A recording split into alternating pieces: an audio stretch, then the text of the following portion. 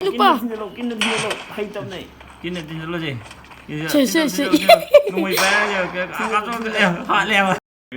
Ma'am na mamang video da yam nusi ba comment pibirak pa adugta thank you so much aduga ma'am anoba amadi ariba subscriber ai ming Keisam Pahten aduga ai ngasi videos da ina ma'am da hajiga doise ma'am ai phone review tawba hairaga tawba nachade ma'am aina thengnaru phone sing do ma'am da si phone ji aina sijanabda swaiboki nungai na tra swaiboki nungai te habna chingba ma'am dune ina ma'am da share tawjaga doise ma'am aina tawbida soibu soidani yaungani ma'am punna semtokmina je khoi Manipuri macha tani ma'am gi mating yaudana aina ngasi huzik tawri base ma'am gi sungam moi ma'am na support tawibadagi huzik 41000 subscribers su phangjari si su ma'am na support tawibadagi ni ma'am huzik ngasi aina sigi videos da tawjaga doise keno gi khoi gi mai gi mamang gi video da aina haijagi ba K20 Pro khoi gi REDMI magi video quality aduga ngasai Note 10 Plus ki video quality Note 10 Plus sina akoi Galaxy Note 10 Plus Samsung gi sina flagship phone ni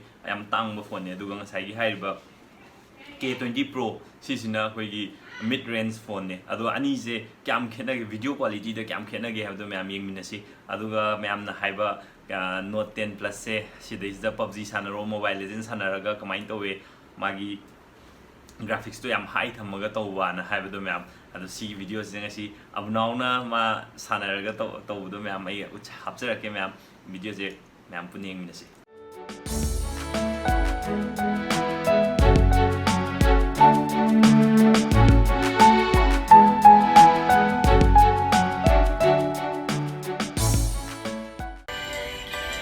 sigi Samsung Note 10 Plus ki magi volume zoom tawba yabagi test se hujik torge abnauna paide phone je si hujik naksan na leba khud ki distance maina ai arm distance muktane ji lapnai je taba makhon ji khamani hujik lapthoga zoom toroga makhon ji khena da brenge je lapthore hujik makhon do kyam kan tari do ai jung zoom toroga yenga ji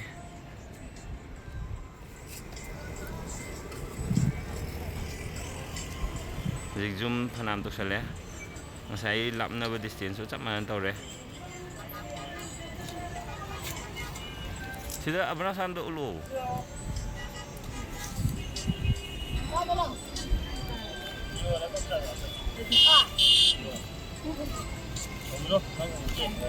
mai keno ji yadure yarode dum khangdre huji abnauna lepam pham do si jaga sidane aduga aina lepaduna ada tamel bembemna ada leise bembemna lei mphumjidane distance to sumaina ne lamne do aduga music ki makhon do zoom di tawdi male sigi moi gi Samsung Note 10 Plus se ado sina video test le adu hujik si makhada mu PUBG sanaba aduga Mobile Legends sanaba nungai te have do adu hapage aduga video gi slow mo ke ka number nungai te have do adu suloi hapage si blog sida si PUBG aduga koina sanadui phone dina Samsung Note 10 Plus Samsung Note 10 Plus adu si je highest setting ga thamaga nungai ta bari yengsi mayam na PUBG sanaraga nungai ta bring biwa have do adu ne ai phajana sanadi haite ai mi chu soge hello masam je shumai tawte si tawba nang man ba khara te nga okay ai aduga masak sina shumai tawba la ni wale na do lu wala ba ade masam sang eno da ade masam tingkul mala la je tingkul brownish color ba tingkul ji masam khoi dong ni no masam khoi da shumai haibe audi ade yare adu male shi na nai dai di tandran hero shi na nai dai makha kai da next or me makha kai da ne dressing haloi da zik PUBG zik my screen je hang to re setting ji da highest setting je thamaji ado graphics basic te ga ji me khangre graphics da ultra HD je thamaji coming soon thare yadri HDR ji thamaji duga sigi frame rate na ultra je thamaji ko zik screen je mayik se swain tore mayik sing bi sang na de game ma hor bi Ling abra. game je abnau da sanan ye Inge. Ya den o. Taran. se hor je Chasma mi kana ki ni. Kana no. game manung di yang ya start kor je Sun lại này này. Shimi kana. hang bi postal ta be miao le mi Na ba. Ngai. Jing ni. sana bai je ke je tak pa sana ji jang hai te ai ngon da hai te ni bi sana Jing ni. Adu de GT sana ba ni. GTA ba GTA bra GTA. Ako ini pa emang re. Ai hidi Mr. India ni ne. kang ang chi lo kan na chi na bu yau ni Ai Cái gì em không được cái này. Cái này thì Hai.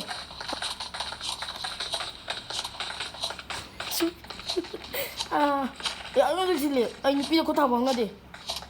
da le yang makha ma thak makha ke ga do en scenery mem da Sa aeroplane. me ki sing mo mali go me ki sing mo na sana da lek to ba to da ni ja Mo aeroplane window yaw da wa ne. unfollow to chong da go unfollow thai do adu jump to Dan. yung ne ka pai da ro hai beng Dan. nang jo now sai am ta pai ja ra I am Superman. Ba tang zo ising dage. sing da tao no sing da di na ioi le go ni mi no me kap na nang ra ga yi ma thau je ba ga yi thau ba ke ka thau je ba Gari si ki gari. Ay yung mathak chong ge. ta gari ma thoro gai thau ga sana bu ho kan da lek to ba da dang yeng je adu le ga mobile legend long sana yeng je mobile legend na tamai sana la je tamai kan ne ra ni khang mobile legend de Yes, ay buling tak tare. sen da thong hang to ga ke no graphics ti lu re una ga jo fa me u ye ai jum to la ge Ko mai sung. Trong anu mi le de. không được. Si kwai khun ge.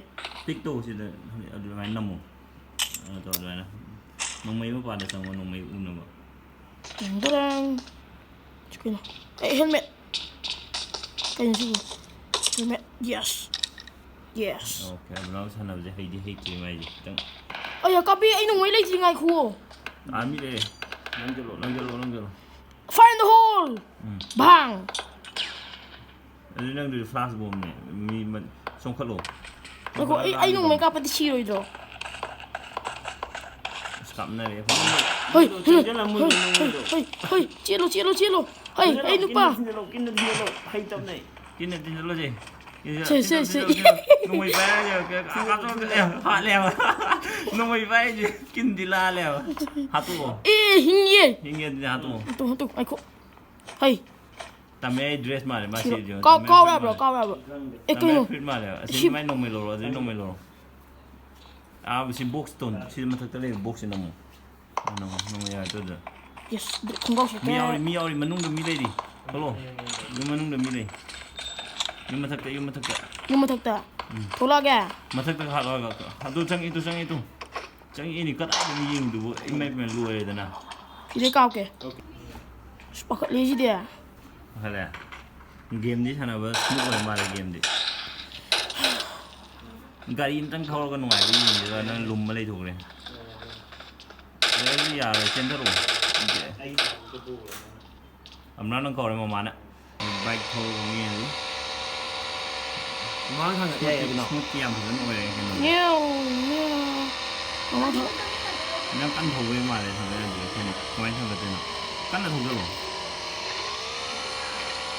Si nung dum dito ko. ni thau ga Dum ba chale ay. Kasi na si PUBG ya le PUBG ki test to re yam thina smooth oi le graphics yam high tham ga thana ba Egypt ho Egypt. Ayo. si de jip to je si gari ma sa si su sai to re Cái này ta gì à? Nó đồ xong để. ma sa ma dan si si Hamdi. tham ne am na ba bai Bye bye. Bye. san cha lo Nice da practice here.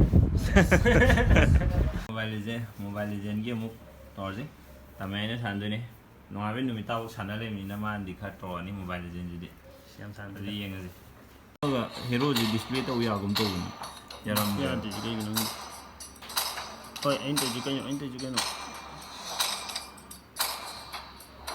cái nam xem rồi hold the game hold the welcome to Mobile Legends hi guys number 5 seconds till the enemy reaches the battlefield. Smash them. All troops mấy deployed. khu riêng nhiều Shadow cái gì? Aside evil, shadow tao there is rồi justice. shadow cái gì nữa hero cái shadow cái gì alors si battery life gì comment tôi tao này Không cái nó sẽ bị anh rồi gì.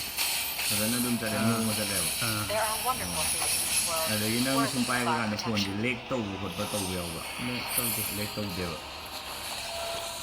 rồi camera cái đi dịch nó xí video rồi đúng hấp cái camera cái quality đi rồi K20 Pro rồi cái MI cái đó red cái vậy Realme hay vậy MI hay vậy đôi khi There are phone cái wonderful đó things in this camera world quality worthy of our comparison tàu protection. là ok smooth game đi smooth rồi mà liền còn lệch âm tây tiêu cái này Nothing can stop us. tầm này party je càng khát phong ai bên đó game rồi nó handle Thôi chụp nó hồi cái đó gì. yeah yeah LIKAI cái nó rồi Ủa anh gì đấy. okay Tao mà không chừng giờ là phụ đấy à mình na mà đó si mobile legend test si đó ju adum yam smooth rồi nó khana đấy si phone je adum yam si mobile legend test lo se lage adu video ki test to du hapa ge player si le tầm này anh option anh nộp xem mất xin tốn nam anh nộp cái nam hay gì sao lấy tao tông này xin tốn nghe nó chỉ là như ai vậy zik quen tàu đấy chứ camera ni zigi comparison K20 Pro cái number hore adagi sina Note 10 Plus ani zigi video quality zik test tàu đấy nè ai zo I hora cái thom da video je cái nó je color quality cái cả je loan box da u rồi ni make ti sing video je cái nó je color quality cái cả je loan box da u rồi ni make ti sing zik no wide angle am change store ke animak ki Samsung is wide angle rồi cái K20 Pro is wide angle si wide angle de ne zik nam je ani zigi quality je and I split screen tawga hapser ke si wide angle de ne zik nam je ani zigi quality je and I split screen tawga hapser ke 한다기시나 슬로우 모션다 넘버기니 K20 Pro 아마디 Note 10 Plus 하우래 야래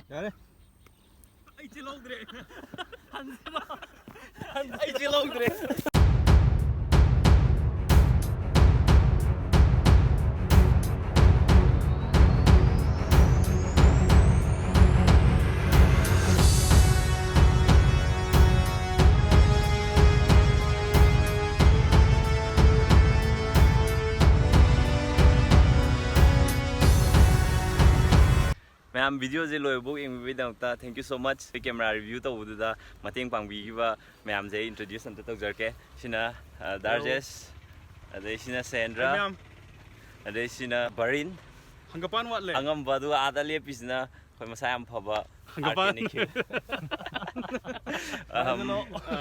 ado ma'am ngasi di mata je video lo shin jage ma'am video je nungai be di like subscribe and share